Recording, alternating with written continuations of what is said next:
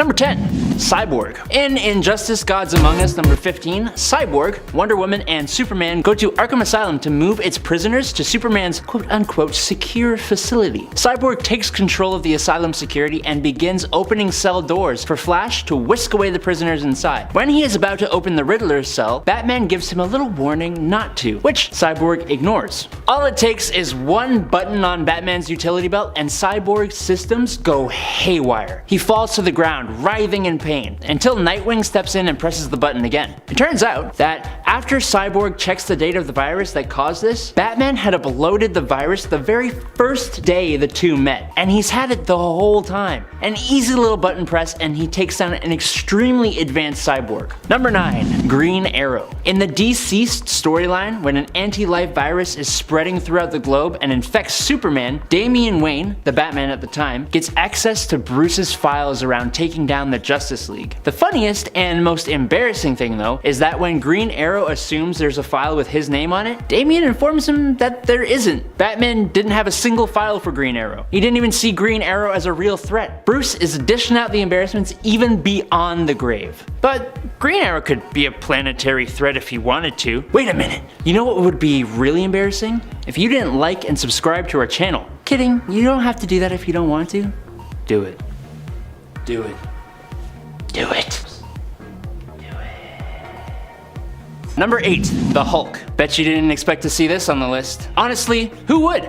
I know who. Anyone who knows that Batman is Batman, that's who. In 1981's DC Special Series number 27, Batman comes upon the rampaging Green Rage monster. The Joker had tricked Hulk into believing Batman was an enemy. The Hulk ended up getting the Dark Knight in a bear hug, where he almost broke the Bat's back. Batman busts out of it and uses a knockout gas. But Hulk ain't that dumb, and he just holds his breath. Until Batman kicks him straight in the stomach, winding the Green Giant and causing him to breathe in. Yeah, it's probably unrealistic as hell, but it's a man that fights criminals in a bat suit fighting a guy that turns into a giant green monster because of gamma rays from a bomb, so tell me how that's realistic. Number 7. Green Lantern. First off, Justice League War is an awesome animated DC movie. We see the Justice League come together for the first time. In one of the first interactions between Green Lantern and Batman in a sewer, there's a bit of banter between Hal and Bruce when Hal realizes that Batman is literally just some guy in a bat costume. And he asks, "What, no one asked you to prom, so now you just dress as a bat and prowl around your parents' basement?" Batman, in response, simply just pauses and then asks, "What's this do?" as he holds up the Green Lantern's ring. It makes me genuinely chuckle. But then, when Green Lantern tries to tell him that he won't be able to do that again, Batman just hits him with, "Unless I want to." What a boss. Number 6.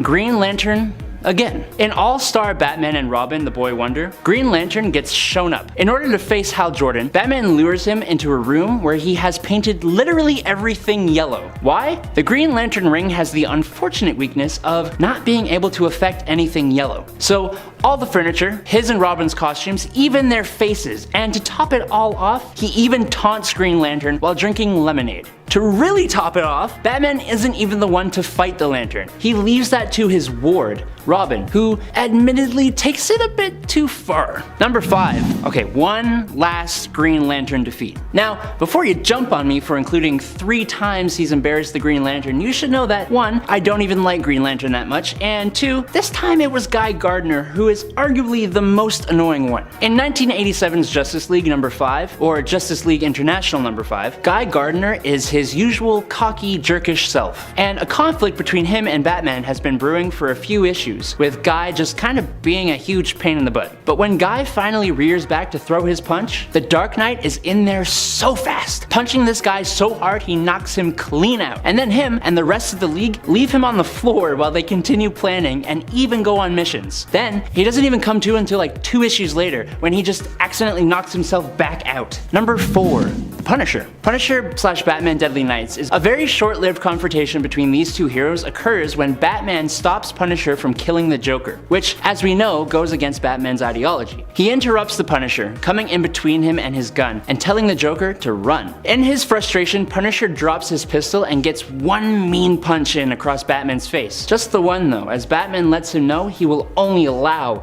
that one. Seeing how the Punisher probably thinks Bruce deserves it. It really gets embarrassing when Mr. Castle goes for a second swing, and Batman redirects the punch in one move, sending the Punisher face first into a pile of boxes stacked up against a brick wall. When Batman tells you you only get one, you best believe him. Number 3.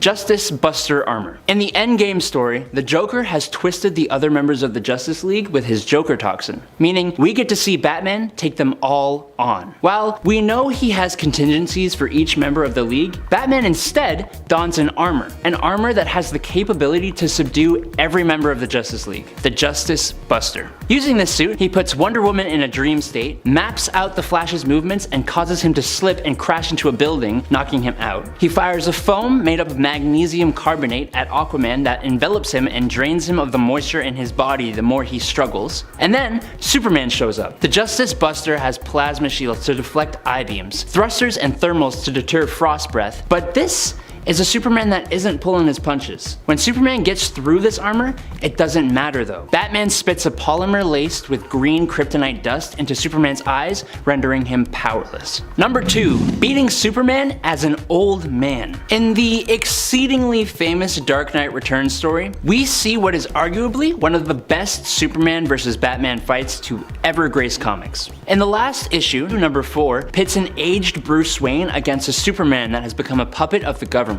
Superman has been weakened by a nuclear explosion. He's been hit by hunter missiles, shot from a tank, shot with a sonic gun that makes his nose bleed. Batman uses every watt of the city's power to electrocute Superman's brain. Batman then socks Superman straight across the face a few times, shoots acid in his face, and after being hit with a green kryptonite arrow, Superman takes a studded boot to the jaw before Batman seemingly dies of a heart attack. Even at 55, he left Superman battered and bleeding, and the whole thing was just a ruse. Well played. Number 1. He put all the other heroes to shame. Of all the insanely powered heroes in the DC universe, Batman is the last person you or I think could pose a threat to Darkseid. So it's kind of embarrassing for every other hero that has lost to Darkseid when in the Final Crisis event, Bruce Wayne simply shoots Darkseid with a radion bullet, killing him, just like that. Yeah, he had the element of surprise because not a single soul thought he could pull off anything like that. Not even Superman could defeat Darkseid here. What makes it better is that it's not the only time he has beaten the God of Death. That's why you don't underestimate Batman, y'all. Number 10. Lex Luthor. Imagine your long distant son, who you were finally gaining ground with, is killed by a giant 7-foot clone of himself. And then his psycho grandpa steals his body and puts it in a sarcophagus alongside a chaos crystal, which leads to the villains from Apocalypse coming and fighting you for it. Now, imagine your friends show up and start intervening, unintentionally blocking you from stopping the villains from stealing your son's body. How absolutely fuming might you be? That's kinda hard to imagine, isn't it? Well, basically, after the Shazam and Justice League aligned Lex Luthor tried justifying this, Batman lets both of them know why they should keep their mouths shut and not insert themselves into conflicts they know nothing about. Batman gets 3 good punches across Shazam's face, leaving him shocked and embarrassed, and then knocks Lex Luthor on his butt with a nice stiff punch, hurting his ego and his face. Number 9. Teenage Mutant Ninja Turtles. As with almost all comics that take heroes from 2 different universes and throw them together, those heroes have to fight at least a little bit before they can join forces. It's just tradition at this point. So, of course, in 2016, when we see Batman team up with the Teenage Mutant Ninja Turtles, a little scuffle has to take place. Oh, also, if you thought this kind of team up would be silly, yeah, maybe. But it's totally awesome. In their scuffle in the 2nd issue of the comic, Batman basically makes them look like amateurs. They end up hitting each other, being stunned by the Batmobile, having their weapons taken and used against them. Michelangelo starts to get some kind of conversation going before Splinter shows up and splinters the fight. It is super cool, and so is this comic. Give it a read. Cowabunga, dude. Hey there, nerds. Did you know that every time you hit that like and subscribe button, my appreciation of you grows by 4? For what? I don't know. I just work here. Anyways, keep whacking those buttons for more spicy content. Number 8, Nightwing. You know, I think Batman needs to kind of ease up on just punching people instead of talking. Sure, it gets stuff done, but then you end up crying at the Oscars while accepting your Best Actor award, so... When Batman first comes into contact with the Court of Owls, the members have special seals hidden in their mouths. The first Robin, now going by Nightwing, could possibly be one of them, as his great-grandfather is. So, How does Batman figure out if his old partner, longtime friend, and member of the Bat family is still loyal? Well, after a bit of lip from Dick Grayson, Batman punches Nightwing right in the mouth and knocks out his tooth to check. He was supposed to be a Talon of the Court of Owls, but he clearly isn't. Remind me never to become a Robin, okay? Number 7, Green Arrow. Green Arrow and Batman have had a few scuffles before, and on the last list, we learned he isn't even considered a threat by Batman, really. Things kinda get taken to another level though, in Superman Batman issue 14 in 2005, Pretenders to the Throne. Batman and Superman have become villains and rule over the country. Batman brings Superman to Green Arrow as a sick, twisted birthday present so they can pummel him together. Green Lantern actually gets Supes for the kryptonite arrow, which seems to only make Batman more angry, and after a hit with the bow, he completely lays into Green Arrow. That is, until Superman completely disintegrates him with his heat vision. Yikes. You know, maybe this is more sadistic than embarrassing. Number 6, Spawn. In 1994, Spawn was a powerhouse of money making. Now take that character and stick him in a comic with arguably one of the most popular characters ever, Batman, and you've got an instant success. While it may have been over the top ridiculously violent, it's still an awesome comic. As we said before, any team up has to have a little scuffle between the two main heroes, and this was one hell of a scuffle. It was brutal and violent. While it may have ended in a draw, during the fight, Batman actually ended up stabbing Spawn in the face with a batarang. The scar from this attack made its way into mainline Spawn comics, while Batman walked away without as much as a scratch. Fight Batman, and he'll give you a scar even your fans have to remember. Number 5, the Justice League. In Justice League Doom, the animated movie, Batman is being scolded by the other members of the Justice League for having contingencies to immobilize each member of the League. They are deciding if they should make him leave the Justice League for this. Batman just kinda helps them decide. If you people can't see the potential danger of an out-of-control Justice League, I don't need to wait for a vote. I don't belong here.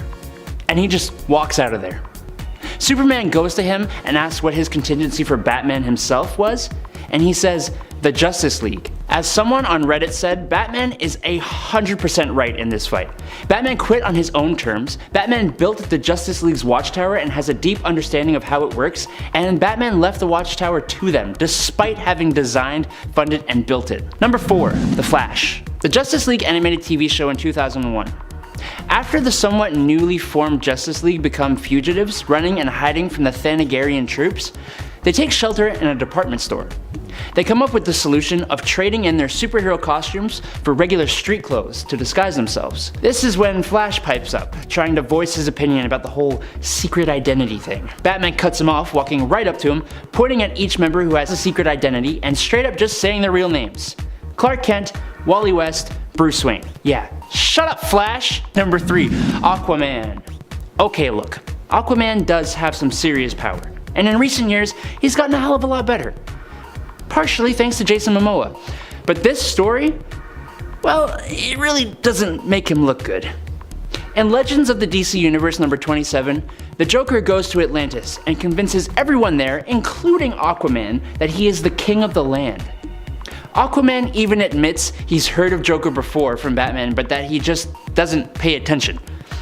Aquaman goes to the surface where he suddenly has trouble walking, can't figure out how to contact Batman, and he gets pepper sprayed. Then, Batman shows up and says no to helping Aquaman, so Aquaman attacks him. This gives us a full 3-page spread of Batman completely beating the gills off of Aquaman.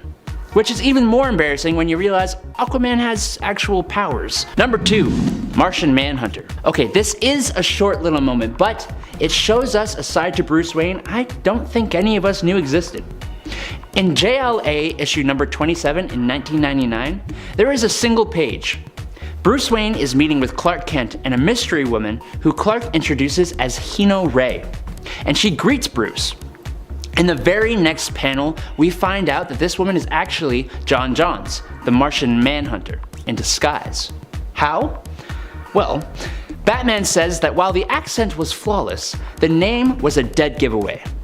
Now this may fly right over your head, it did for me at first, but Ray Hino is the name of Sailor Mars from Sailor Moon. That means that Batman, Bruce Wayne, billionaire and mass detective vigilante who has mortally wounded characters like Darkseid and beats criminals to a pulp with his bare hands, watches Sailor Moon. So does Martian Manhunter for that fact. Is it embarrassing? Up to you. But what? Number 1. Judge Dredd. In the Batman vs. Judge Dredd comic that ended up putting Batman in the world of 2000 AD's most famous character, Judge Dredd, Batman is arrested and taken to the Hall of Justice for being a vigilante and carrying around all the tech and weaponry that Batman does. Judge Dredd refuses to ally with Bruce to fight Judge Death, who is going to Gotham and will kill everyone there and on that Earth, saying that 1. He is going to put Bruce away for 20 years for his crimes, and 2. That Gotham is out of their jurisdiction. Bruce loses it and busts out of his bonds and starts to wail on the judge. Assaulting a judge? That's 10 years in prison. Make it 20, Bruce yells as he kicks Dredd in the face. Number 10. Peter Parker. Hey, we didn't say which Spider-Man was doing the embarrassing here. Peter Parker and Miles Morales met for the first time when Peter was teleported to Miles' universe. Now, I don't know why Peter's first decision was to attack Mr. Morales. He's had clones of himself before, and he's also been to other alternate universes, but hey, that's what he did. And it was 110% a mistake. As fans of Miles know, he is extremely capable. And he also has a unique Spider-Man power set. He used his Venom sting to paralyze Peter while jumping over him. He then went invisible and got Peter with a sneak attack kick to the face. It doesn't stop there though. After Peter demasked Miles, he got a nice electric shock that knocked him out cold. For an 11-year-old kid, Miles gave the experienced Peter Parker quite the beating. Number 9. Winter Soldier and Falcon. For a young lad, Peter Parker seems to overpower a lot of people. In his introduction to the Marvel Cinematic Universe, Peter just shows us and 2 of Captain America's best pals that he ain't someone to mess with. During their fight, he overpowered the super soldier, even using his metal arms against him, disables and webs up Falcon, and redirects a huge chunk of metal flung at him by the Winter Soldier, all while quipping in the best ways possible. It was honestly so awesome to see when it first happened. He leaves them laying on the ground exhausted and webbed up. Not only an embarrassment for the 2 veteran soldiers and heroes, but a really fitting and hilarious introduction for the character to the MCU. Number 8. Luke Cage. A lot of the time, when a new hero is introduced into a comic book world, a fight between the misunderstood hero and another has to take place. That is exactly what happened when Luke Cage came on the scene. Luke Cage, the hero for hire, showed up in the Amazing Spider-Man number 123, hired by J. Jonah Jameson to capture Spider-Man for the death of Norman Osborn. Luke Cage ain't a guy you should underestimate by any means. Super strength and stamina, bulletproof skin, and a healing factor. But it's Spider-Man. Luke tackles Spider-Man off a roof and gets a few punches in. But Spider-Man kicked him off of another roof, teased him about basically being a mercenary, slammed him through a brick wall, got several fists to the face in, used Luke's own weight against him, and punched him through a skylight. They come to blows later on in the comic with pretty much the same outcome, causing Luke Cage to quit this one particular job. Go Web! Fly! Up away Web! Shazam! Go Web go! Go! Go! Go Web go! Oh wait, that's not my power. No, my power is to make YouTube videos for you guys. Do you know what gives me this power? You liking and subscribing to the channel. And you are doing an absolutely stunning job. Keep it up. And don't forget to check out our Facebook for more content. Number 7. The Hulk. In terms of raw power, Spider-Man stands absolutely no chance against the Hulk. I think his spider sense may give him some kind of advantage, but there is no way he is lasting long in that fight. Unless he gets a power boost in the form of, I don't know, the power cosmic. Oh, that's exactly what happened in the Amazing Spider-Man issue number 328. The Grey Hulk, who yes is a bit weaker and logical compared to his Savage counterpart, is hired by Sebastian Shaw to target Spider-Man. Money's always a good motivator. Unfortunately for Hulk, Spider-Man has been going to the cosmic gym and hitting the cosmic weights. He lands some pretty heavy blows on the Grey Goliath and even blinds him with a new I-beam power. When some kids are put in danger though, Spider-Man ends the conflict quick by punching the Hulk into orbit and then saving him before he suffocates, standing all confident with his hands on his hips and like that. Number 6. The Fantastic Four. In the very first issue of his self-titled magazine, Spider-Man is putting other heroes to shame. Spider-Man infiltrates the Baxter Building, where he is encased in a plexiglass cage that he very easily opens the door to. He takes a single punch from the thing before he throws him into Johnny Storm. When Reed tries to catch Peter, he totally just dodges it and webs up Mr. Fantastic's hands. He uses his spider sense to detect Sue Storm while she's invisible and spins her around really fast with her lasso. But then, Johnny Storm gets him in a circle of flame. He says, and I quote, "Well, I'll just jump over that clown's little trap." It's honestly a pretty impressive display, and it happened in no less than 1.5 pages. The fight ends when Spider-Man lets him know that he's here to join up, and with that little fight was just a display of what he can do. Yeah, that little display would probably do better than a resume. Number 5. Iron Man. In the Civil War storyline, we know that Spider-Man initially is on the side of Tony Stark's Iron Man, but after he sees the lengths that Tony is willing to go to, he has a bit of a change of heart. Obviously, this leads to a scuffle between the two. At this time, Tony had given Peter the Iron Spider suit. What he didn't tell Peter is that he built in an emergency override that would shut down the suit and essentially shut down Peter with the simple phrase Omega Omega Epsilon 9. It's only a bit of a jerk move. You took Peter under your wing, but you're going to plant a failsafe against him? It kinda makes it look like you know you're guilty. But then again, he is a genius, he is a member of the Illuminati, and he is not the kind of guy to take risks. But how is this embarrassing for Tony? Well, I'm glad you asked, my little nerds. Peter is no idiot, and behind Stark's back, he hacked into the suit and built in his own override to override the override that Tony put there. Passcode, surprise. And the suit is back up and running and covers Tony's helmet in a thick layer of web, allowing Peter to get in a good punch and escape. Number 4. Wolverine. This one's a pretty quick one. I bet some of you thought I was gonna pull from the Wolverine vs. Spider-Man comic. I'll do you one better. It should be obvious, but you don't dare insult Mary Jane Watson to Peter's face. In Amazing Spider-Man issue 522, Peter is awoken with a call about a newspaper article claiming Mary Jane has a little entanglement with Tony Stark. It's obviously not true and actually a setup by a villain.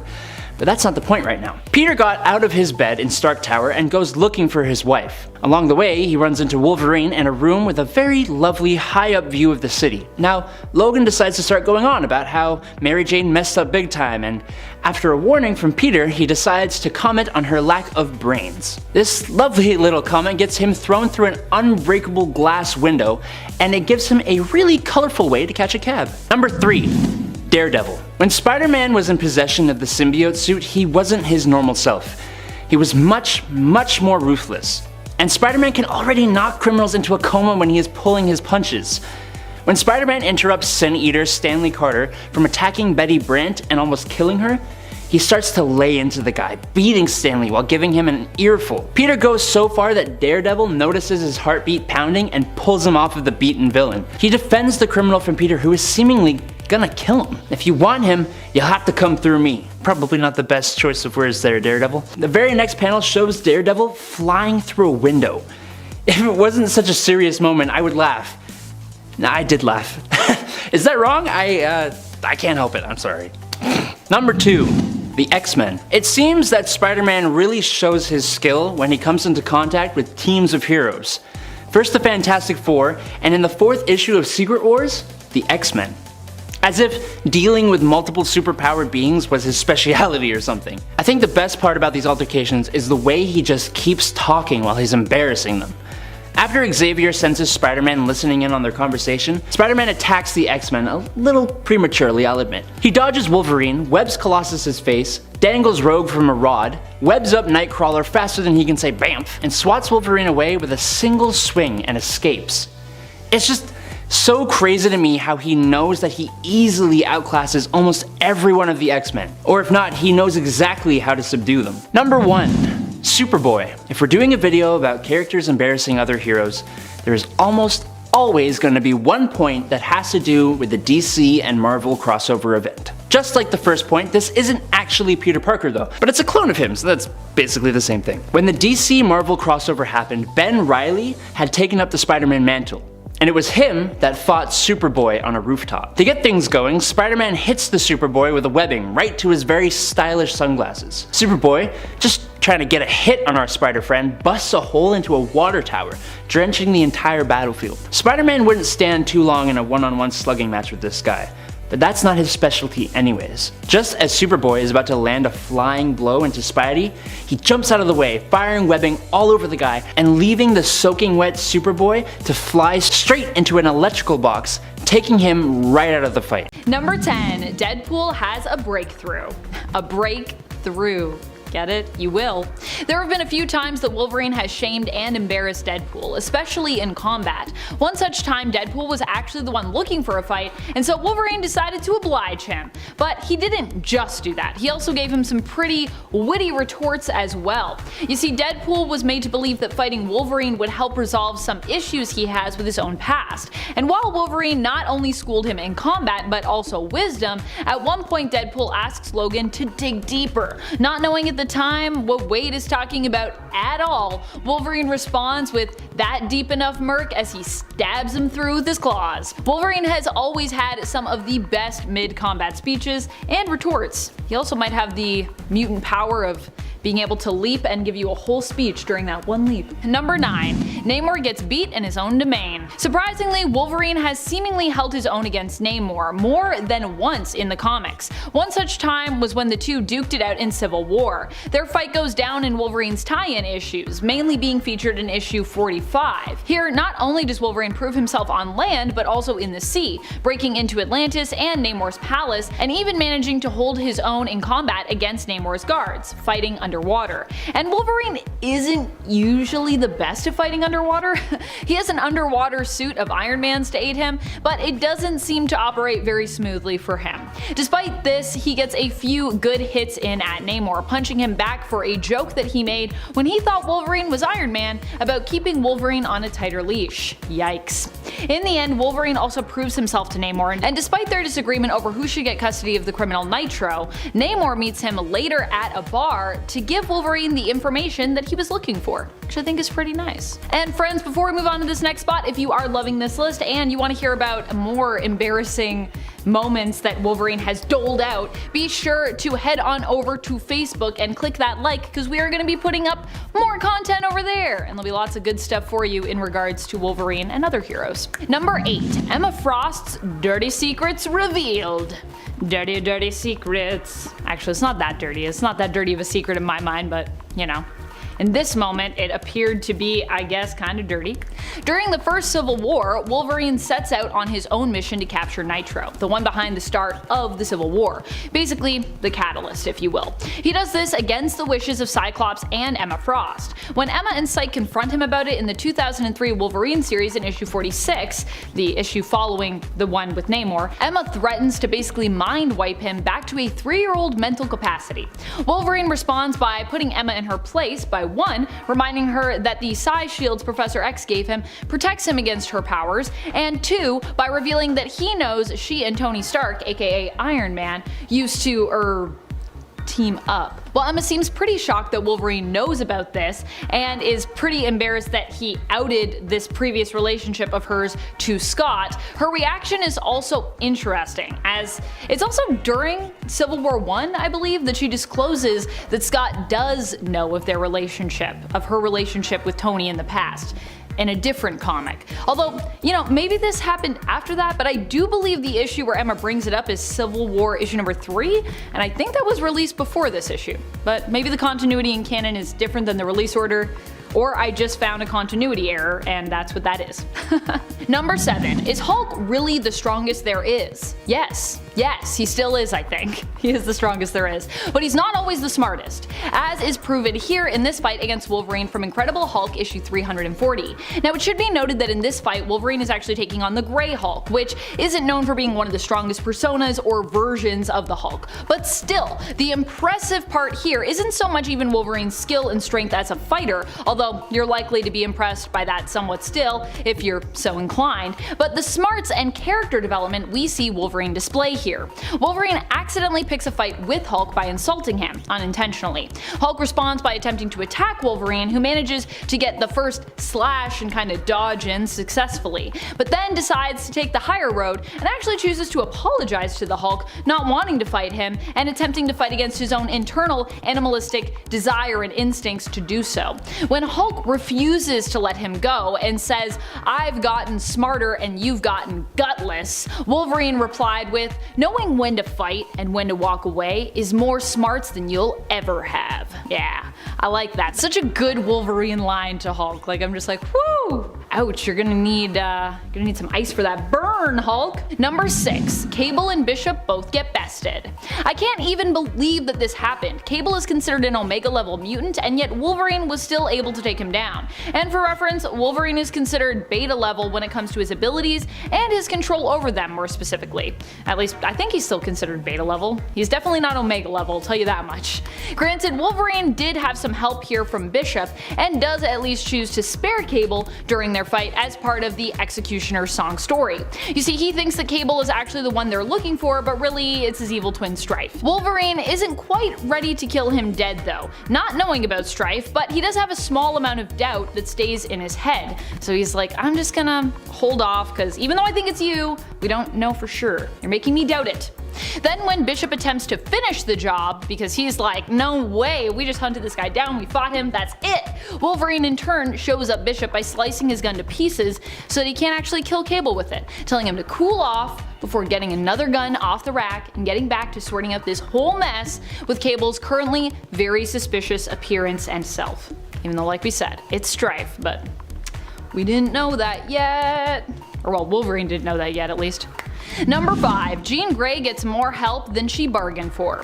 Jean gets more help than she asked for from Wolverine in this issue of X-Men. In fact, she didn't even really ask for his help to begin with, but she did complain about her ability to move freely in her outfit and her struggle to kind of like tear it so that she could move a little bit more freely. Which obviously was a classic mistake, because you know Logan is always more than happy to help Jeannie gain more mobility by maybe, you know, parting with pieces of her garment. Hey, he's just trying to help her out. This all goes down in the very first X-Men Christmas special that we ever got. In this story, the X-Men are kidnapped, and it's during their daring escape that Jean complains of her inability to move freely. She's trying to like tear her dress. So Wolverine, being the gentleman he is, sees her struggling and decides to help her tear away the bottom half of her gown, freeing up her movement, but at the expense of both irritating and seemingly confusing Jean, who actually responds with, "Hey, not so blasted short. Thank you very much. I think." I just love that whole response. She's like, I'm mad, but like, what even happened? Number 4, Cyclops is shamed. When Emma and Scott started seeing one another, Wolverine was pretty quick to embarrass them and shame them in front of the rest of the team. Mainly, he focused his ire on Scott, who he saw as betraying Jean's memory. And he wasn't alone either. By the way, at this point, Jean had recently died, and Scott and Emma were together, but yeah, people all felt pretty weird about it. A lot of the other X-Men felt similarly, and they began to actually treat Scott differently because of his and Emma's relationship. This was because the two had started seeing one another psychically while Scott was still with Jean, but he and Marvel Girl, as she was formerly known, were having marital problems at the time. He had a psychic affair with Emma, and then after Jean died, immediately started like just being in this very public relationship with her. Wolverine even went so far as to fight Scott physically over this blossoming relationship with Emma. Don't worry though, Jean's ghost would arrive to give Scott the green light so we could all feel better about the whole thing. Jean's ghost always coming back to be like, look, everyone just be cool. I'm Jean's ghost, I am like a god. Number 3, Shatterstar gets shattered. That's right, Wolverine pretty much completely embarrassed and obliterated Shatterstar in the Executioner's song story. While Shatterstar did seem to miraculously survive here, Wolverine gave him a fistful of claws, not only embarrassing Shatterstar but also leaving Richter pretty distraught amidst the loss of his most dearest friend. Even back in the 90s, the feelings were pretty strong between Richter and Shatterstar, as is evident here, and in many of the comics. This all went down in an epic fight between various X-teams, including a split-up X-Men roster into two separate teams, Blue and Gold, and X-Factor besides. Wolverine is quick to jump into action, and Shatterstar doesn't even get to show off his own impressive fighting skills much before Wolverine turns him into a shish kebab. For someone who is known for being a proud warrior, this whole display, I imagine, would be pretty disappointing for Shatterstar. While he didn't physically die from his injury here, he may have died of embarrassment. Number 2, Spider-Man gets hit where it hurts. In the heart. You can tell that this was a moment that really was upsetting to Peter Parker's Spider-Man because of how he reacts to it. At one point, when both Wolverine and Spider-Man are staying in Avengers Tower, Pete and MJ, who is also there with Peter, have a kind of a relationship scandal. A news story is basically being spread around that MJ, who is still married to Peter at the time, is having an affair with Tony Stark. While Peter is distraught about this, Wolverine takes the opportunity to make a joke at MJ's expense and at the expense of her and Peter's relationship. He says, and I quote, "Sweet Cheeks messed up big time. It's not your fault she screwed up. I mean, if she had brains to go with all that beauty, she wouldn't be with you in the first place, right?" Ouch! Peter of course reacts by pushing Wolverine so hard that he goes flying through and out of a ceiling to floor window in the high-rise that was supposed to be made of unbreakable glass. So you can tell that one probably cut real deep for Peter. Whew. Number 1, the X-Force are defeated. The defeat of Shatterstar was just the beginning for the X-Force, unfortunately, in Executioner's song. Shortly thereafter, they would also be tracked down by Wolverine and taken out primarily by him and Psylocke, forced to surrender to the Blue X-Men and X-Factor teams. And they were backed into a corner fairly easily, I gotta say, with Wolverine choosing to hunt them down and citing it as one of the things he is best known for, which obviously here he proves he is best known for it. He's pretty good at hunting people down.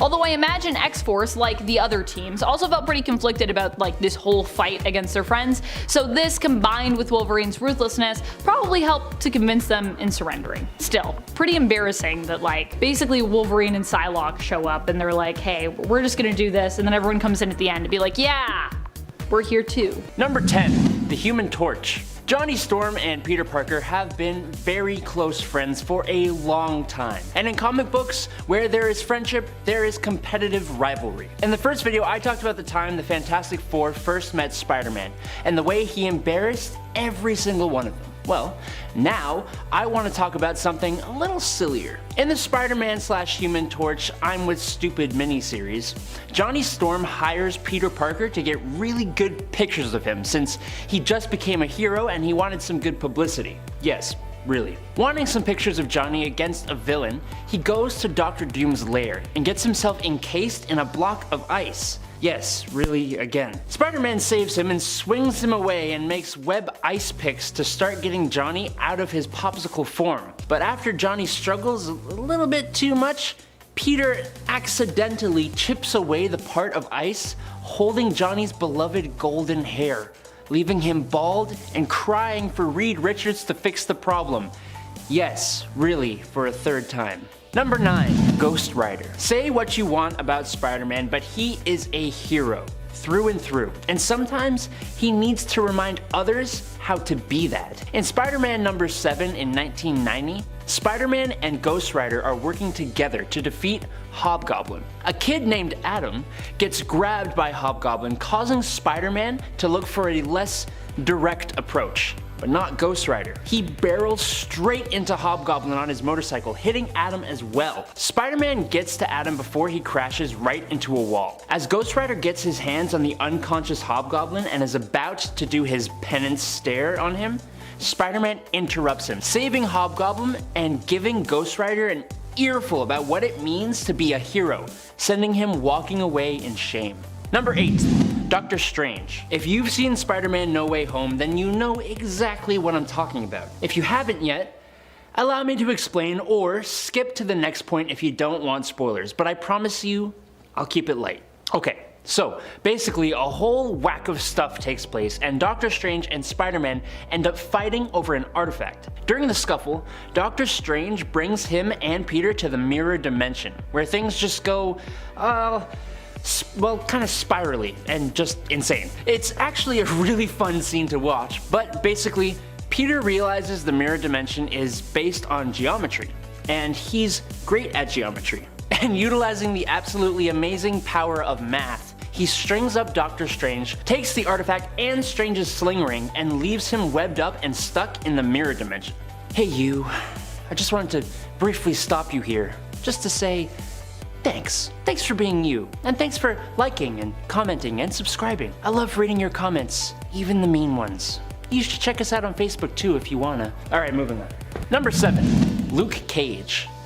Alright, we covered Luke Cage getting his butt handed to him the first time around, but I found a hilarious and much more subtle embarrassment dished out by Spidey. In New Avengers Volume 1, number 51, after Spider-Man revealed his identity to the Avengers, Jessica Jones, Luke Cage's wife, recognizes him because they went to high school together, and she had the biggest crush on Peter. Now, fast forward to issue number 53, Spider-Man and the New Avengers are floating in their Quinjet above New Orleans, looking for a place to land, when Spider-Man starts talking to Luke Cage about his wife apparently being in love with Spider-Man in high school, which he had no idea about. And while she's cute and all that, he believes in the statutes of marriage and the institutions, so Luke has nothing to worry about from him. But if him and Iron Fist broke up, then he'd like to get in on that action, you know? Luke just wants out as he calls Clint to land the damn plane already. Number 6, Firelord. Okay, look, he's not a hero.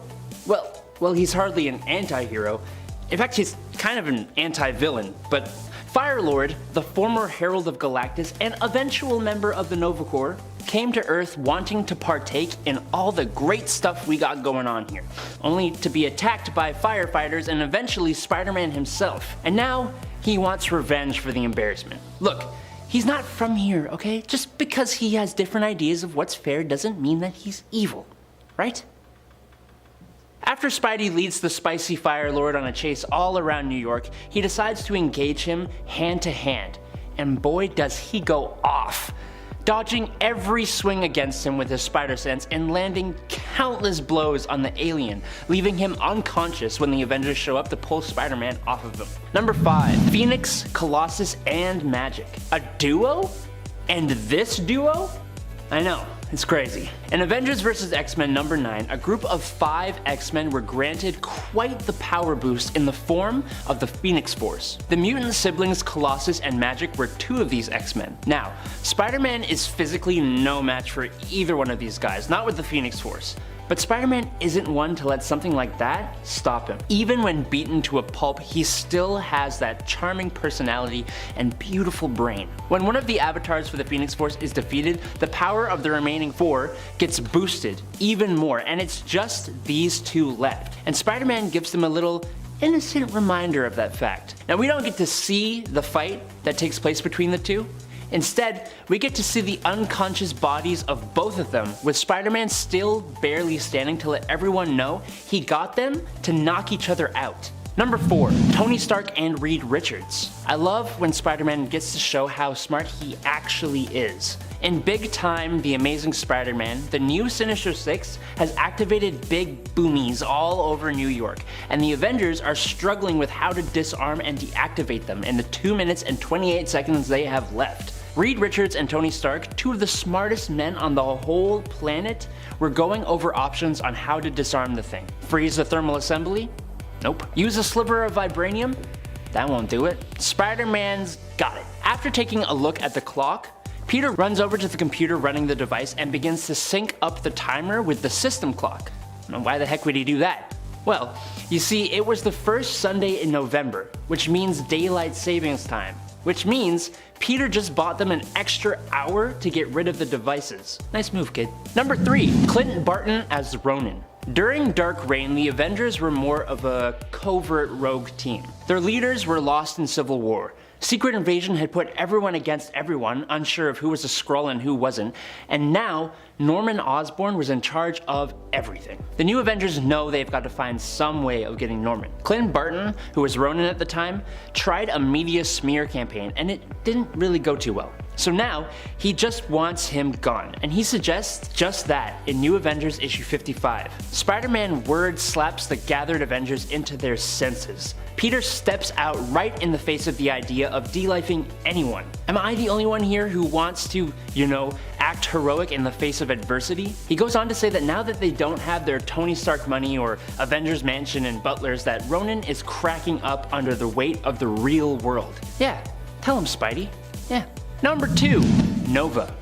Look, comics back in the day weren't always written the best, okay? In Nova number 12, Richard Rider is trying to find the criminal who de-lifed his uncle, Ralph Rider, and he flies past Spider-Man doing battle with the criminal. Now, Nova has seen Spider-Man in the papers with wanted signs and articles saying that he's a crook. And if he's here, then Nova has gotta at least make sure he had nothing to do with Richard's uncle, right?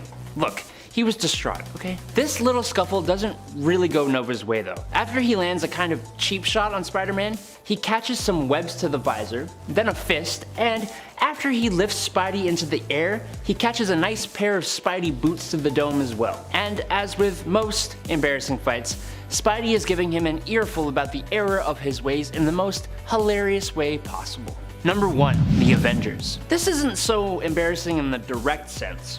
You see, when all the Avengers and the Fantastic Four were off in a pocket universe fighting the villain Onslaught, New York lost its main defenders. Spider-Man, by himself, stepped into the role of the Avengers. One guy filled the role of a whole team, defending New York from all supercrime, and keeping the people of New York in remembrance of the seemingly gone superheroes. You know what? It's just what Spider-Man would do. He would step up when things looked their bleakest and take the heavy weight of being solely responsible for defending the world. Now, yes, this was the clone of Peter Parker, Ben Reilly, but he holds the same morals and powers. And the man took on an invasion of Sentinels, so yeah, he is taking this one. There were other non-active Avengers on the Earth still, and while they were considering coming back as a team, Spider-Man just did it. Way to go, Tiger. Number 10, Outsmarted. One of the most famous fights between the Hulk and the Thing also happens to be one of the first. This one goes down in Fantastic Four issue number 12, where the Fantastic Four are led to believe that the Hulk is the one behind a bunch of destruction, an attempt to get together to try and stop him. However, this does not end up working out very well. That's because the Hulk is not only the strongest there is, but he also manages to outsmart them almost completely. Hulk realizes that the FF have the advantage, since together they are very powerful, but if he can take them on one by one, then he stands a better chance at defeating them. That's right, it wasn't even his brute strength, but his strategy that allowed him to defeat the Fantastic Four this time around. Well, almost. The Thing seemingly defeats the Hulk with his piledriver punch, but in reality, his punch misses, and it was actually an energy ray that hit the Hulk and knocked him out. Fortunately though, this reveals to the FF that the Hulk was not behind all the destruction, and yeah, they can at least now go after the people that are actually responsible. Number 9, Illuminate the Truth. In the secondary short comic that is included in the World War Hulk prologue Worldbreaker, titled Round Trip, we get to see an alternate Hulk embarrass a group he refers to as the Illuminators, obviously the more cartoonish version of the Illuminati. This group ends up sending Hulk to space and another planet in a spaceship, ultimately because he stole Namor's sandwich. How does Hulk embarrass them? In a similar fashion to his plan in the reality of Earth 616, he ends up heading homeward after the group exiles him. Here, he doesn't necessarily seem to have the same trauma behind him as he does on 616, fueling his rage even more, but the Illuminators are still completely in a tizzy over the fact that the Hulk ship seems to be on a return course after they sent him away. Except Namor. Namor feels safe knowing that he lives deep in the ocean and that if the surface world gets all smashed up, he and his kingdom will probably still be good. And friends, before we move on to the next spot on this list, if you love our channel and you love our content, be sure to head on over to Facebook to show us that love and support by giving us a follow and a like. I think that's one of the things you do on Facebook. You like stuff. Hey. Number 8, To Hear You Scream. Speaking of World War Hulk, one of the most embarrassing fights comes from the very beginning of that event, in World War Hulk issue number 1, when Hulk faces off against Black Bolt. Black Bolt and his queen, Medusa, you see, have some ego, which ends up quickly turning into hubris for them. Black Bolt had fought the Hulk before and won, so it was for this reason that they barely even gave Hulk the time of day when he shows up. When Hulk rushes them both, angry for what has happened to his people and the planet that he freed and made his own, Black Bolt only responds with a whisper, saying, "Enough," and with the force of his words pushing Hulk far back. But Hulk ends up coming out on top as he immediately recovers and leaps back at Black Bolt. He didn't come to Attilan for a whisper, he came to hear Black Bolt scream. And it definitely seems like he makes him scream. He does not look like he's in great shape after that conversation. Number 7. Size isn't everything. It really isn't in terms of battle, as is proven in the Ultimates issue number 5. You see, in the Ultimate Universe of Earth 1610, Hulk isn't exactly a hero. Here the Avengers are known as the Ultimates, although there is also an Avengers team in this reality, but trust me, they aren't quite the heroic equivalent to the 616 team that we know. But the Ultimates pretty much are that. As Hulk goes on a rampage downtown, the Ultimates must band together in an effort to defeat him. And to be clear, in this reality, Hulk isn't on the Ultimates. The first one up to bat to try to tackle this big beast is Giant Man, aka Hank Pym.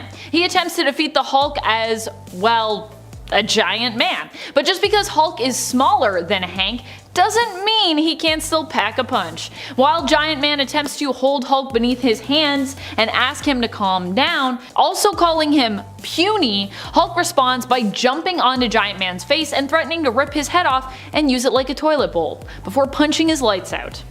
Proving that, yeah, even if you think, well, I'm a lot bigger than the Hulk, it doesn't mean that the Hulk can't mess you up. Number 6. Bustin' makes me feel not so good.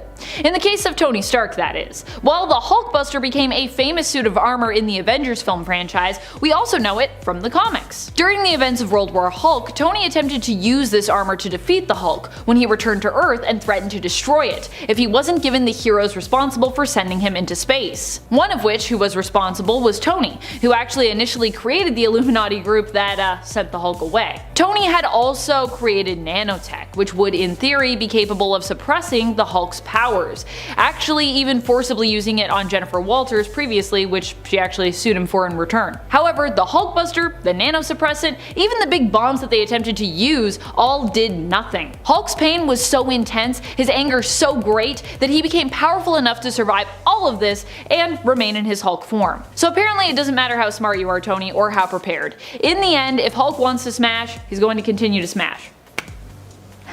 You can't Hulk bust your way out of that one. Number 5. J'accuse. Blade is one of the newest members of the Avengers main roster. And being new, it seems that he doesn't quite understand how best to deal with other Avengers members, like former and founding Avenger member, the Hulk. While Hulk is on a rampage, the Avengers attempt to intercede in Immortal Hulk issue 47. And Blade thinks he has it all figured out. He thinks that Hulk has actually been transformed into a vampire thanks to his new/old powers like being stronger at night and being able to return from the dead. Blade might know vampires, but that doesn't mean he's always right when it comes to his suspicions. Hulk's response to Blade's accusation? To ask him if he can turn into a bat, being that Blade is also part vampire. Blade responds with no, and Hulk tells him it's a good time to learn as he tosses him up high and away. He's like, hey, can you do that? You can't? Great. Bye. Number 4. Hot tubbing. While some people might focus on when Hulk beat Thor in Thor Ragnarok in the MCU when it comes to embarrassing moments, I think there is one that tops that. After the fight, Thor is taken to Hulk's private quarters, where his wounds are tended to. When he awakes with a start, he notices Hulk is also there in what appears to be a hot tub? Hulk hot tub. Thor asks Hulk about how he ended up here, and when he finds out that he crash landed on Sakaar via a Quinjet, asks him where the Quinjet is. Hulk responds by getting up out of the tub and crossing the room to where the window is to show Thor the current location of the Quinjet now. This is when Thor learns that Hulk was, naked in that hot tub, which prompts him to seemingly avert his eyes and remark on how that image is now permanently burned into his mind. Yeah, he looks pretty uncomfortable and pretty embarrassed. Oh boy. Number 3. Love frenzy. There was that one time Bruce Banner as the Hulk completely lost it, going into a frenzy that caused him to try and both chase down and beat up She-Hulk. And not only that either. It turns out this whole attempt to do so was actually kind of part of a mating ritual thing. It seems that Hulk forgot that She-Hulk was his cousin. because he was in a frenzied Hulk form. Luckily, Hulk didn't get his way here and was eventually set right again. Although in the Old Man Logan universe, the two do apparently end up together, and we don't really know if Jen was like here for that or not. Either way, the whole ordeal is pretty embarrassing for Jen, but also likely embarrassing for Bruce as well if he was told about it afterwards. It's just embarrassing all around, and also pretty, like, squicky. Ugh. Number 2, ripped in two. Wow, I like how I made number 2 ripped in two. I didn't do that on purpose, but that's good. When Ultimate Wolverine and Ultimate Hulk fought one another in the Ultimate Universe, Hulk pretty much put Wolverine to shame. In this alternate universe of Earth 1610, Wolverine was hired by Nick Fury to track down the Hulk. Wolverine tracked him down alright, but wasn't so good at dealing with him once he did. At one point, Hulk tears Wolverine straight down the middle and tosses his legs so far away that Logan has a challenging time recovering them. And of course I mean right down the middle, not down the middle this way, like down across the middle, I guess I should say. In this reality, Wolverine can't just grow new legs, by the way. In order to recover, he needs to find and basically reattach his legs so that his healing powers, or his survival powers more like, can basically take effect and kick in and heal him. So yeah, he had to crawl all the way over to find his legs in the snow. Great. Also, mountains. There were mountains there. Number 1, why are you hitting yourself? Well, Thor and Hulk fought in Ragnarok, where Hulk only really won against Thor thanks to the help of Grandmaster, tasing Thor until he passed out, just as he was figuring out how to harness the power of lightning without his hammer too. In the comics, these two have fought actually multiple times. One such occasion involved a showdown where Hulk made fun of Thor for having long hair, mistaking him for a hairy lady and telling him that he should get a haircut. Thor, of course, did not take too kindly to these remarks about his long golden locks, which he quite loves, and fought back against Hulk with his hammer Mjolnir. However, Thor ended up surprised when Hulk refused to surrender, claiming he was the strongest there will ever be, before grabbing Thor's hammer arm and then making Thor basically hit himself with Mjolnir. Ouch. Hey Thor, why are you hitting yourself? Number 10, Hulk. We all know of the famous Hulkbuster suit. But would it just blow your minds if I told you that Iron Man has defeated the Hulk without it? Yes, that's right. In Iron Man issue 132, our Golden Avenger faced off mano a mano against the strongest Green Avenger. And when I tell you this was one hell of a fight, I ain't lying. After an attempt at helping Bruce Banner results in the Hulk persona emerging, resulting in Tony donning the suit and protecting his employees, the fight goes from Stark Industries to underwater to an Air Force base where the two basically play baseball with a luggage carrier and Tony's favorite jet. The resulting explosion stunned the Hulk, and in that moment, Tony mustered every bit of solar and reserve energy he could, overriding the safety protocols of his suit to hit the stunned Hulk with a singular massive punch that knocked out Hulk and killed that suit of armor. Number 9, Sentry / The Void. This is one of those do whatever the hell I can to defeat you kind of moments. In the Marvel Siege storyline, Bob Reynolds, the Sentry, one of Marvel's Superman characters, has joined with Norman Osborn and his Dark Avengers, being somewhat taken over by the Void. In the end of the story, the Sentry, using the power of the Void, was directed by Osborn to take out the floating city of Asgard, which he did, sending it crashing to the ground. And then he de-lifed Loki. The other Avengers and Thor have not been able to defeat Sentry / Void yet, so as one last ditch attempt, Iron Man uses a whole hammer helicarrier as a missile and crashes the whole thing down on top of him. This weakens the Void enough that Thor can end him with a blow from Mjolnir, but damn, Tony really just had enough of this guy. Number 8, Hawkeye. Surprise! Hawkeye does not stand a chance against Iron Man, but he did actually put up a pretty good fight the first 2 times they fought. Both times were in Tales of Suspense in issue 57 and 60. Hawkeye's first appearances before he was actually a hero, when he was instead a criminal. Natasha Romanoff, who is also a criminal at the time, tricks Clint into helping her steal Tony's powerful tech. It doesn't go too well for them though. At the end of the first fight in issue 57, Tony gets Clint clinging onto a pole, which he then bends and flicks like one of those little door stopper things, thwanging little Robin Hood here into the water and then saving the unconscious Clint from drowning. Doth mother know you have not liked or subscribed? Well, that's okay if you don't want to, but it would be appreciated. Okay, let's move on. Number 7, Captain Marvel and Gamora. Combo! Wham bam! Actually, more like pew pew. Look, love it or hate it, the second Marvel Civil War event happened. I could get into what the conflict itself was actually about, but that doesn't really have anything to do with this point. The main thing you need to know is that, just like the first Civil War, the superhuman community is split, with Iron Man leading one side and Carol Danvers leading the other. At the time of this story, Iron Man was sporting his Model Prime armor, an armor that could basically shapeshift and change color for whatever it was he needed to do at the time, making the need for multiple armors a little redundant. During a conflict with Captain Marvel and her group, Tony was under attack from some pretty powerful heroes, specifically Captain Marvel and Gamora jumped in to do battle before they were dispatched from a single blast from Iron Man. Just one shot is all he needed. Damn. Number 6, Emma Frost. Did you know the Avengers fought the X-Men? Yes, it's true. And a comic titled, get this, Avengers vs. X-Men. It's a good title.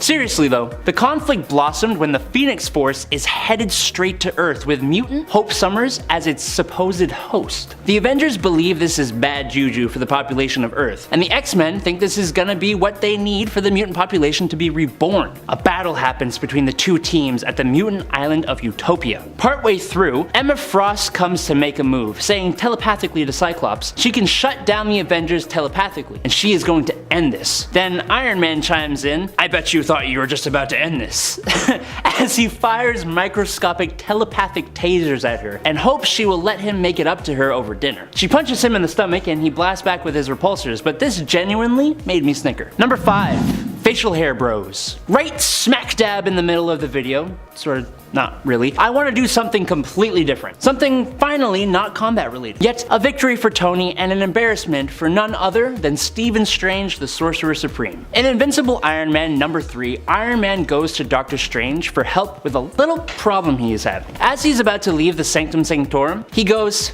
"Thanks, Doctor," and stays there like this for 8 comic book panels, until Steven gives him a very, very reluctant high five as Tony yells, "Awesome, facial hair bros!" And Steven says, "I hate you."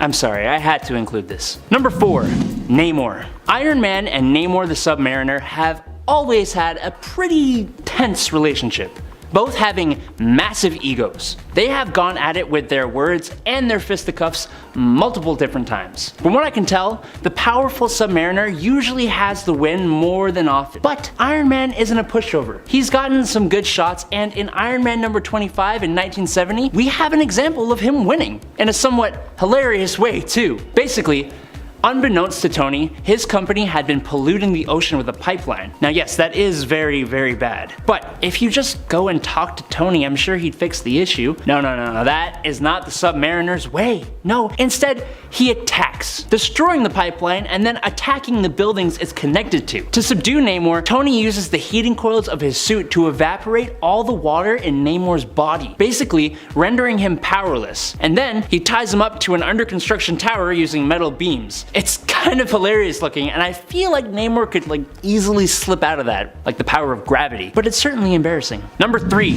Spider-Man. Spider-Man and Iron Man here have a bit of an interesting relationship. In the MCU, it's very father-son, but in the comics, and specifically in the Civil War event, while Tony takes Peter under his wing and even gives him some great upgrades, actually manipulates the Spider-Lad quite a little bit. Spider-Man switches to Captain America's side, and in Iron Man Volume 4, number 14, Spider-Man, alongside a few other heroes, launch a surprise attack on Tony. While Spider-Man has beaten Tony before, specifically when Tony threatened Mary Jane and Aunt May, the use of the spider armor gave Tony a ton of information about Parker's spider sense. Not just being able to replicate it for himself, but he got the information to use Peter's against him, which he does while making a nice little baseball-themed strike 1, 2, and 3, fitting as they are fighting at Yankee Stadium. Number 2, Daredevil. You know what? I really liked Superior Iron Man. The story was cool, and Tony was, well, he was kind of an almost villain, honestly. Specifically, there were 2 times with Daredevil that showcased this really well. After Tony got the whole population of San Francisco addicted to a social media platform, and then began charging them subscription fees for it, trust me, it's a lot more sinister than I'm making it sound, Daredevil goes to Tony's base on Alcatraz Island to confront him, and shut him down. Obviously, that wasn't going to go the way he wanted it to. But even I didn't expect Tony to just pick him up by the throat, tell him he's always welcome but to leave the attitude at home, and then straight up just chuck the blind superhero without fear into the freezing waters of the San Francisco Bay. Cold. Literally. Number 1. Captain America. We love Civil War. Not the actual Civil War, the Marvel one. So many great examples of superheroes fighting other superheroes. But the main star of the show in this conflict is Iron Man versus Captain America. And while the climactic fight ultimately ended in a Captain America favored draw, I'd say the first major fight was definitely more of a win for Tony. In issue 3 and 4 of the main Civil War comic, a battle takes place between the forces of both Cap and Stark. While Steve is fighting Spider-Man, Iron Man comes swooping in, attacking with an armor that's analyzed every fight Cap has ever had. And he just starts going to town on the guy, feeding him the left, right, until Cap is absolutely battered. Cap still doesn't go down, so Tony uses a high frequency that shuts down the human brain. He's about to end the fight when Hercules jumps in, attacking him with an oil tanker truck. Number 10. Rejected.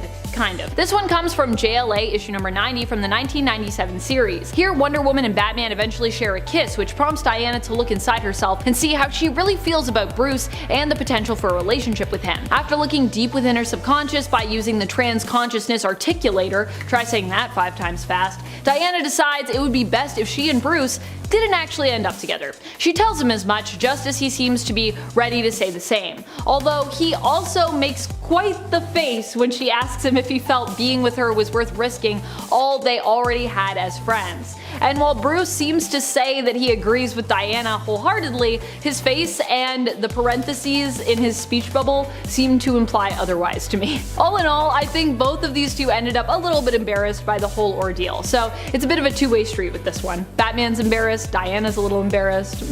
Number 9. Exposed a critical weakness. This one comes to us from one of the short stories included in the Wonder Woman 80th Anniversary 100-page Super Spectacular. The story is titled Dreamers, and it features a younger Diana who ends up, even as a kid, exposing a critical weakness in the Amazon's defenses for Doom's doorway. She ends up sneaking into the area with the help of Theo the shark, so great, hoping to get a better understanding of secrets and responsibilities she'll inherit when she becomes queen. By the way, in case you forgot, Diana can communicate with animals in marine life. She can talk to Theo. She's basically like a more bad Disney princess. Successfully sneaking into the area, Diana comes across Nubia, who is tasked with guarding the doorway, and reprimands Diana for sneaking in. Though she also seems a little bit impressed that Diana, being so young, was able to poke holes in the defenses of her much older and experienced sisters. Fortunately, Nubia's like, don't worry, I won't tell your mom, but I will have to tell her that hey, there's a hole here. We need to fix that. We need to tell these sharks to keep their mouths shut. Number 8. Defeat 'em to beat 'em. You know how we've mentioned the time that Batman incapacitated inadvertently the whole Justice League thanks to his contingency plans being stolen and then used by Ra's al Ghul? Well, he isn't the only one to defeat the Justice League. In fact, Wonder Woman defeated the Justice League without the interference or influence of anyone else. She did it single-handedly, and instead of it being a betrayal, it was actually to try and protect the League. However, the realization that Wonder Woman could take them all out so easily was likely pretty embarrassing when they came to afterwards. This all happened in League of One, where Diana defeated the League in order to protect them against a prophecy. You see, they had to go up against a dragon, but it was supposed to be the League's fate to both succeed in defeating the dragon, but also die in the process of winning that battle. To spare the rest of her friends and teammates, Diana beat them so that she could face the dragon alone and hopefully be the only one to both defeat it and possibly die in the process. And friends, before we move on to this next spot, if you are loving this list and you want to show us some love in some other places here on the internet, head on over to our Facebook page, click that like, click that follow, and it really does help us out here at the channel, so thanks for doing that. Number 7. Cheaters never prosper. This was a whole thing where I feel like everyone was kind of embarrassed. Pretty much everyone involved I feel was embarrassed in this one. I know I was embarrassed watching this happen. Oof. We are talking about when in the DCEU in Wonder Woman 1984, Diana competes in an Amazonian triathlon against the other Amazons, despite being very much their junior. The princess is hopeful that she can win the competition despite her lack of experience and her youth in comparison to her sisters. However, when she loses her horse, she has to get resourceful in order to catch back up and ends up taking a shortcut to do so. However, apparently it turns out that this is cheating, and so her perceived victory is considered null and void by her mother, the hero, Queen Hippolyta, who also seems pretty disappointed, but still hopeful when it comes to her daughter's attempt. She's like, look, you can't cheat, but maybe next time. Maybe you get him next time. Don't take shortcuts. I was like embarrassed because I was like, really? That was cheating? Oh, okay. I would have done that too. I'm with you, Diana. Number 6, beats down a god with his own weapon. This one comes from Wonder Woman issue 773. Legacy numbering, where Wonder Woman takes on the god Thor. Not Marvel's Thor, who is very much a hero, but DC's Thor, who is still technically a hero, but also is kind of more of a brute than the Thor Odinson of Marvel's Earth 616. Wonder Woman ends up in DC's version of Asgard after the events of Dark Knight Death Metal. Here she learns that there seems to be a problem with souls going missing. She attempts to solve it, but ends up bonking heads with Thor, who isn't much for diplomacy. At least, not initially. Don't worry though, Diana puts him in his place, besting him in combat, taking Mjolnir, smashing him in the face with it before crushing it between her two hands. She's like, hammers, not really my thing. And of course, only then is Thor willing to listen to what she has to say. But don't worry, it all works out in the end. Everyone's able to sit at a table and have a discussion and a beer afterwards, so yay. Number 5, can't stop killing. It's hard to tell who would be more embarrassed in this scenario, Wonder Woman or all of her friends who try to reach out to her and really epically fail. This all goes down in a dark multiverse tale, a darker version of War of the Gods. Here, Wonder Woman ends up losing her mother and in her darkness finds herself possessed and overtaken by Hecate, who uses Wonder Woman as her host to reach out and conquer Earth. Wonder Woman's friends try to stop Diana and reach her, but she's trapped deep within a pit of despair after having not properly dealt with her emotions, basically. Struggling to find her way back to love and hope, the only solution is for many magic users of DC to band together, sacrificing themselves in order to defeat Hecate, but still unable to bring back Diana. Whew. Zatanna, as a result, keeps Hecate in Diana's body locked away, hoping to one day find a cure for the possession so she can bring back her friend once more. Number 4, rejected. But for real this time. Real rejection. So this isn't rejection of the romantic sort, but it is the rejection of a kind of, like a team-up sort, I guess you could say. In Wonder Woman the Hecate, Bruce and Diana end up at odds with one another. As such, the two end up in a fight with one another. Wonder Woman handily ends up defeating Batman in that fight, placing her boot on his head as he lays in a puddle, and urges him to not get back up. Batman decides to surrender, which I think is a good choice. Instead of fighting back, Batman tries a new tactic and begs for Diana's mercy and protection. This shocks Wonder Woman as Batman clings to her boots. He calls on the age-old ritual and rites to seek her power and her aid. Wonder Woman, however, reminds Bruce of his history, saying that in times previous, heroic men have been denied, as she chooses to deny him now. Ouch. Looks like Batman needs to brush up on his reading of the Iliad, apparently. Number 3, poking eyes and breaking arms. In Injustice Gods Among Us Year 4, there is a brutal showdown between Superman and Wonder Woman that is basically orchestrated by Batman. The two face off in a trial by combat style fight in order to settle a dispute, with Wonder Woman being forced to fight as she was nominated by Batman, even though she and Supes are kinda still technically on the same side here. However, this just means that in the end, Diana is able to use Clark's hesitancy to her advantage. She not only defeats Clark, but she does so brutally. At first it seems as though he'll come out victorious, but the fight ends with Diana clearly on top, attempting to gouge out his eyes before succeeding in breaking his arm. Youch. It's not easy to break a Kryptonian's arm, by the way. That is a lot. Number 2, defeated by love? That's right, Wonder Woman actually defeated someone with basically just the power of love. Although I suppose I shouldn't say like just the power of love. After all, love is kinda Wonder Woman's biggest ideal, I'd say, and it also is extremely powerful if you know how to use it. Case in point, when Diana went up against a villainous Donna Troy. Donna seemingly had the upper hand in the fight, claiming to be the more powerful of the two, designed to be a more perfect version of Diana when Wonder Woman decided to bust out one of her most effective weapons, the lasso of truth, which unlike Ghost Rider's pen and stare, almost always actually works works on the folks that she targets it with. I know there's gonna be Ghost Rider fans coming for me in the comments. They're gonna be like, look, the pen and stare is great, but I'm just saying I can give you so many examples of times it didn't work. I think it's almost equal. It's like a 1-for-1. Compelled to see and realize the truth, Diana reminded Donna of what it really meant to be an Amazon. It's not about power, you see, or strength. It's about being part of a culture, being part of a family, being a sister. That is the most important defining word of Amazonian culture. Sister. And with that one word and realization, Diana handily defeats her sister Donna using nothing but truth and love. Number 1. The truth comes out. One of the most memed Power Girl and Wonder Woman moments comes from the 2007 The Brave and the Bold series in issue number 7. While many people have spun this series of panels with their own reason for why Kara is so shocked at her answer to Wonder Woman's question, changing up just what that answer is, the real dialogue sees Kara handing back Wonder Woman's lasso of truth and while passing it over to her, answering Diana's question of, where she's off to next.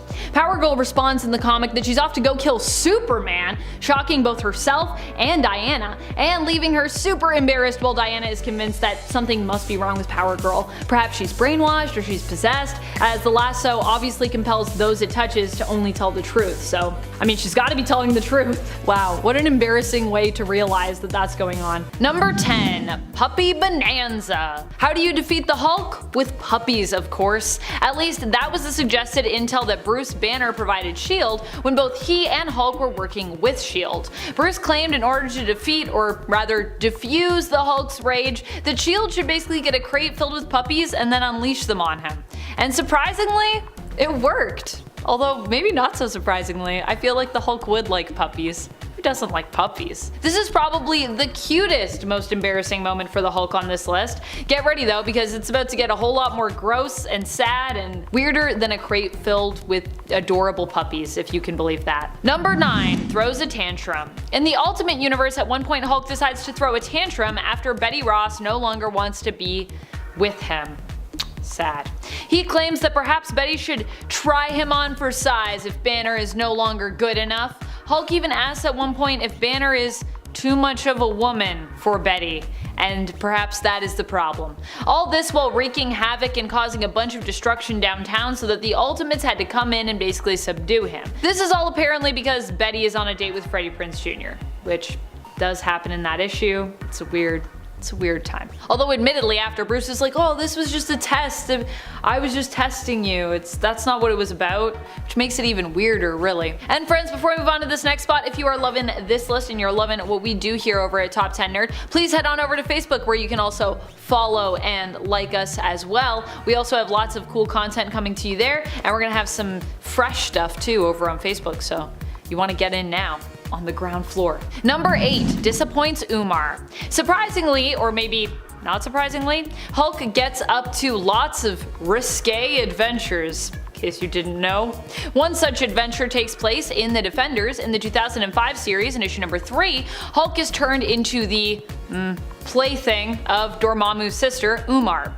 Umar is an extremely powerful sorceress who is apparently completely irresistible when it comes to her seductive charms. I know what you're thinking. You're thinking, I've seen Dormammu. He doesn't look that hot. Don't worry, Umar is attractive. She's an attractive sorceress lady. She decides it might be fun to have some alone time with the Hulk, but while Hulk has a good time, Umar just ends up pretty disappointed. Not only was their alone time pretty short-lived, but soon after that, while Hulk is completely knocked out, he transforms back into Bruce Banner, leaving Umar to be even more disappointed. She's like, who's this guy? Where'd he come from? He's even worse than where'd the big green guy go? Number 7. Hulk gets distracted. In the same issue where Hulk chases after Betty Ross in downtown Manhattan in the Ultimate Universe of Earth 1610, when the Ultimates are called in, despite being a force to be reckoned with, Hulk also at one point is successfully distracted by Janet Van Dyne, aka the Wasp, when she flashes him. Yeah, despite being an unstoppable wrecking machine who can take out even a giant-sized Ant-Man, Hulk is successfully detained by this tactic, which gives Captain America enough time to catch up in a tank, hoping to basically sedate the big green Goliath. Unfortunately, this plan doesn't work out for Cap. Like, I know Hulk is all riled up because of Betty, but I still can't believe that this plan of Janet's worked, or that it was even a plan of Jan's at all.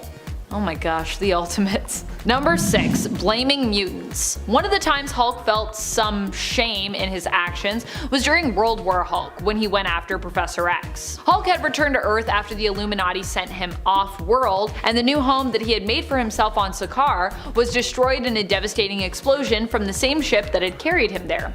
Deeply distraught, Hulk decided to return to Earth for some payback. He came after the members of the Illuminati, the secret so-called superhero group. Are they really superheroes though? Well, they are, but they don't always act like it. Although Professor X was not among the members present at the meeting where they decided to send Hulk off-world for the Earth's safety, the Hulk still wanted to know how the Professor would have voted had he been present. This put the Hulk into direct conflict with the X-Men, who came out of the woodwork to basically defend the Professor, even though it was kind of a weird time for him in the comics, but we won't talk about that now. And this resulted in the Hulk attacking a bunch of seemingly innocent mutants who simply came to the Professor's aid when the Hulk attempted to take him away to atone.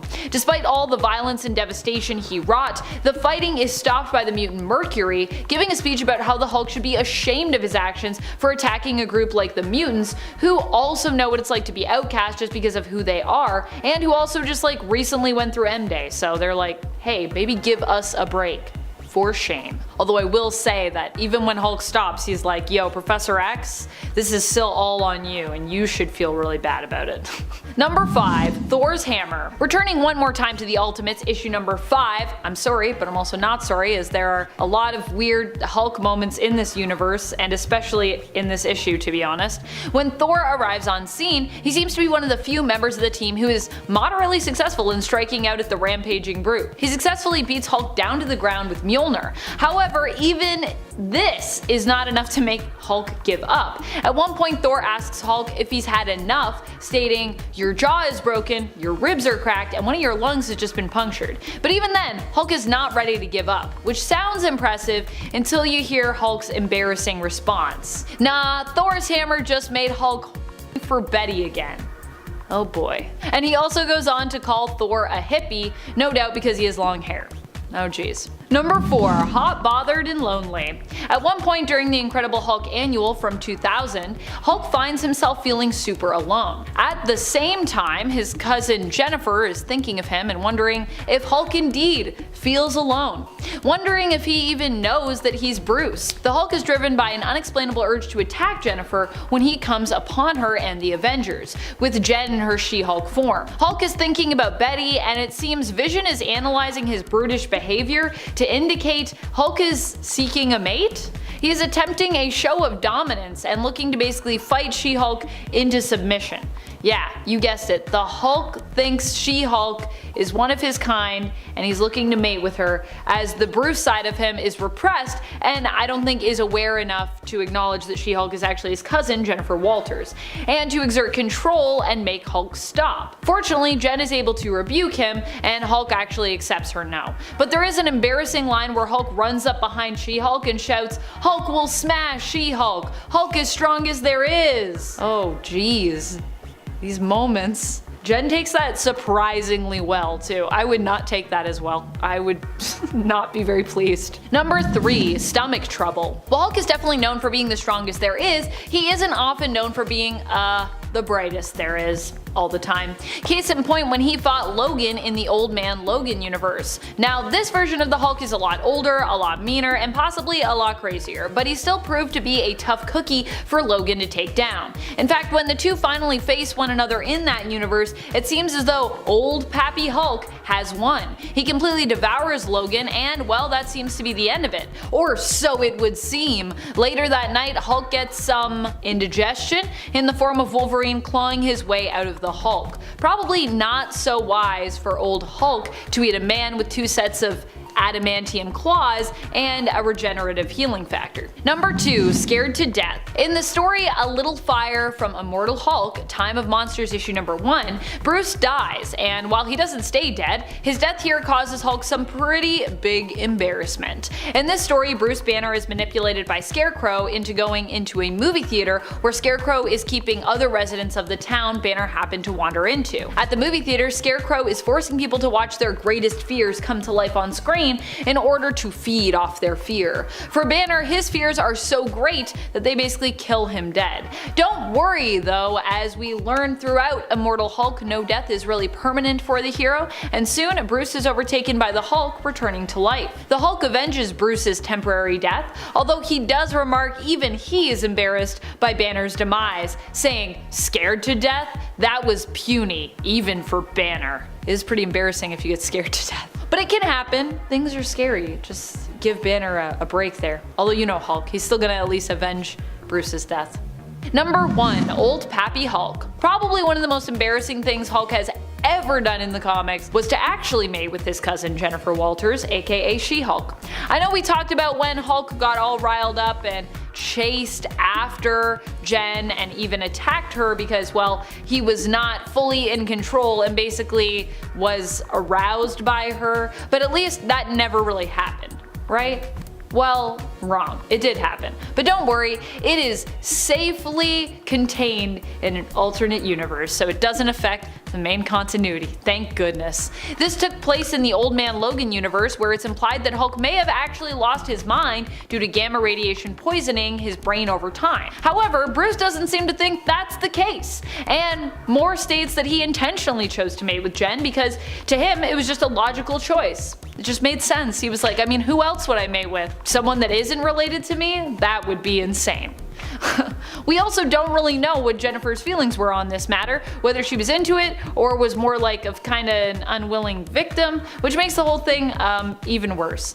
I think that she came around at least to it, but it's never really stated. Oh boy, I'm embarrassed now. I feel like I have secondhand embarrassment from writing this list. Number 10. Nearly kills Aquaman in a weird competition in Superman's pal Jimmy Olsen, number 115. When Superman's pal Jimmy Olsen is eaten by the same whale that ate Jonah in the Bible, he develops the same superpowers as Aquaman. Jimmy uses these newfound powers to save the day when a bunch of sunken ships surface and almost crash into an aircraft carrier. Superman and Aquaman show up, and Supes asks Aquaman why he didn't handle the incident and implies that he's been slipping ever since his wife Mera disappeared. An incensed Aquaman tells Superman that he is far more powerful than Jimmy and can prove it in any test the Man of Steel comes up with. Superman takes both of them to a desert and explains that since their powers only allow them to be out of the water for an hour and it has been 55 minutes since they were in the sea, they will soon begin to die. Whoever lasts the longest will be King of Atlantis. He leaves them to struggle and returns to taunt them with a pitcher of seawater. When Aquaman loses, Jimmy has him taken back to Atlantis. Once he's gone, Superman reveals that he is actually Proteus, the old man of the sea in disguise. So technically, this wasn't Superman, but Aquaman doesn't learn this until much later in the comics, so for a chunk of time, he thinks that Superman did all that to him. It's not actually Superman, so I put it in the number 10 slot, but honestly, this behavior wouldn't be that unusual for the Silver Age Man of Steel. Number 9 makes a smut film with Mr. Miracle's wife in Action Comics number 593. In a really bizarre story by John Byrne, Mr. Miracle comes home to Darkseid sitting in his living room. Darkseid informs him that his wife, Big Barda, has been captured and hands him a VHS tape. Mr. Miracle awkwardly crawls around on the floor to put the tape in his VCR and discovers that his wife has been hypnotized and is starring in adult films. He takes off to find his wife. The villain, Sleaze, shows up at the studio to talk to the director and reveals that he also has Superman under his control and suggests that the director use Superman and Big Barda in a film together. Mr. Miracle arrives just in time to see his wife and Superman making out in a shabby bedroom set, and he interrupts the filming. The three heroes defeat the villains, but all three of the heroes are pretty embarrassed by the situation, and Superman claims that he doesn't remember what happened while under Sleaze's control, but I think he might just be lying to get out of an awkward situation. Anyways, that's the last of these entries on the list where it isn't actually Superman or he isn't in control of his actions, so let's get into the meat of the list. Number 8, his first fight with Batman in Justice League Volume 2, Issue 2. In the story of how the Justice League came together in 2011's New 52 reboot, the heroes are all loners who don't trust each other. When Batman and Green Lantern come across a parademon and a mother box, they are unable to identify it, but realize it is of alien origin. They decide that their best bet is to go to Metropolis and talk to the only other alien they know about, Superman. Due to a misunderstanding, Superman believes that the other two heroes are somehow involved with the parademons and attacks them. Batman tries to hold his own by throwing tear gas, sonic grenades, and tasers at the Man of Steel with no effect. Superman chides the Caped Crusader, telling him,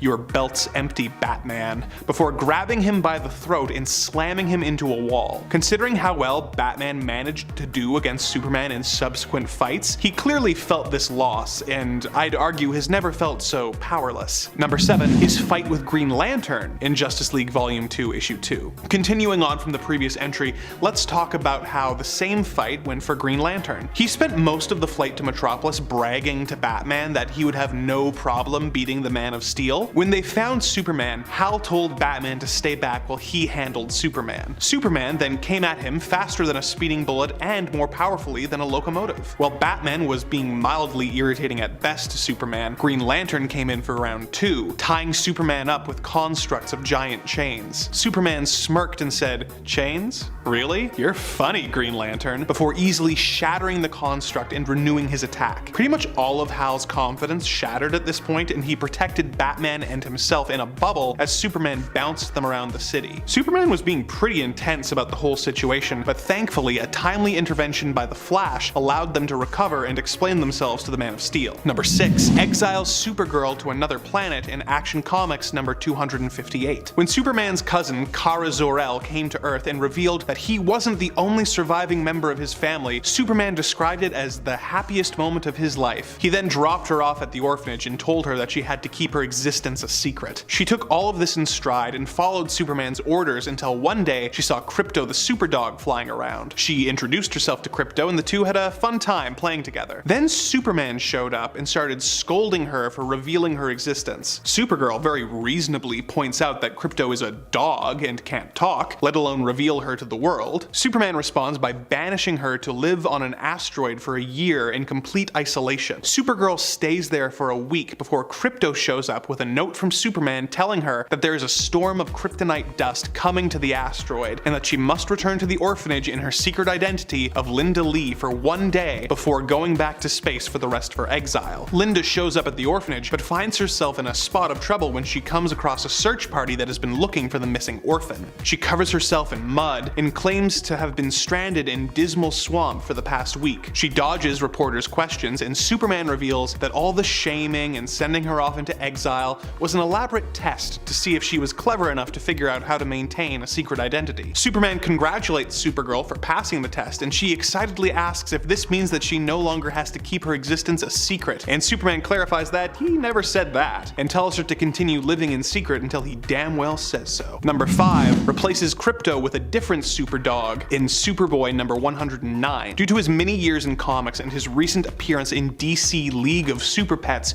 you are likely passingly familiar with Krypto the Superdog, but are you familiar with his rival, Swifty the Greyhound? Our story begins when Superboy is fiddling with his Phantom Zone projector while the imprisoned Kryptonian criminals led by General Zod are trying to affect the Boy of Steel by using mental suggestion to convince him to destroy himself. Because of his powers, Superboy isn't affected, so the Phantoms try again with Krypto to no avail. They instead brainwash a dog named Swifty and control him into making a potion that gives him superpowers. When Swifty shows up with powers, Superboy decides to put the two dogs through a series of tests to determine who is the better super pet and will get to go with him on an important space mission. The Phantom Kryptonians help Swifty so that he wins the competition. At this point, Superboy takes away Krypto's cape and gives it to the rival dog. To add insult to injury, he makes Krypto put on a damaged, moth-eaten cape and then ditches his dog to go to space with Swifty. Even Krypto thinks this is a bit much, as on the teaser page for the story, we see him thinking to himself between sobs, "Bad enough my master prefers that supermutt to me, but did Superboy have to give Swifty my snazzy, indestructible cape and make me wear this crummy, moth-eaten spare cape of his?" Swifty eventually betrays the Boy of Steel, who is saved by a timely intervention by Krypto, but that doesn't make his treatment of his dog any less weird and kinda petty. Number 4, one-upping Batman's gifts in World's Finest number 85. When the ruler of Balkania, Princess Verena, comes to America, her only desire is to see the famous heroes Superman and Batman. And if Robin is also there, that's fine. When the two heroes meet the princess, both are immediately smitten